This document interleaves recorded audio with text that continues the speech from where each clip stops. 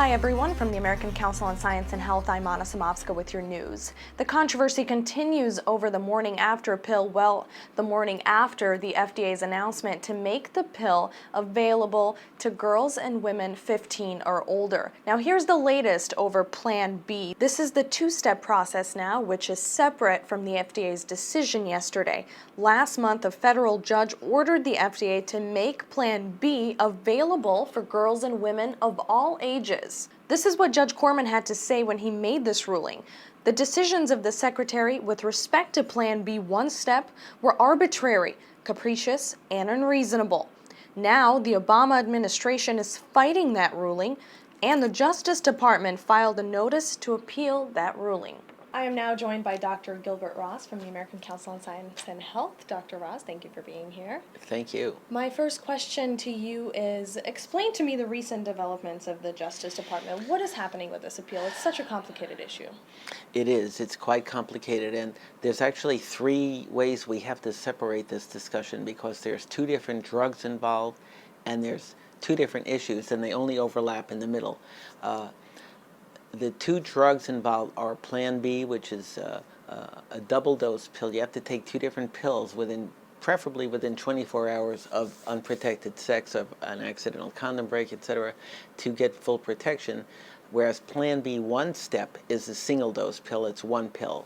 To be quite honest, and I have to repeat this, I sort of misunderstood the issues at that time because the FDA's ruling technically had nothing to do with Judge Corman's mandate, which was about a different pill. Now you said, what's a different pill? It's a morning after pill, right? That was my question to you because Yes. It does seem very complicated. The Department of Justice has now decided to appeal Judge Corman's ruling of a month ago, mandating that the FDA approve the Plan B pill for everybody. The Department of Justice is not weighing in on the medical or scientific issue here at all. They're not even commenting, frankly, on whether Judge Corman was correct when he said the FDA was being politically motivated and stalling, etc.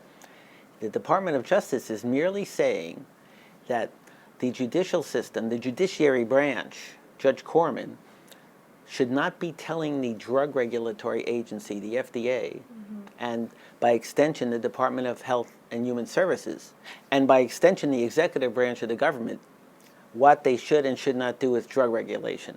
So an issue of power, essentially. It's an issue of constitutional separation of powers. It's not specifically related to the nature of the drug, its safety and efficacy, who should have access to it and who shouldn't. It's the Department of Justice speaking for the executive branch of the government, Health and Human Services and the White House and the Constitution, that the judiciary branch should not be interfering with the mechanisms of action of the executive branch. All right, so as we talked, definitely a political issue, but also a very emotional and ethical issue for a lot of people. Doctor, thank you for being here. And of course, you can tune into our website, hsdispatch.com, to follow the latest. We will definitely be following this issue very closely, right? Again, thank you, Doctor, for being here. You're welcome. And that's the latest from the American Council on Science and Health.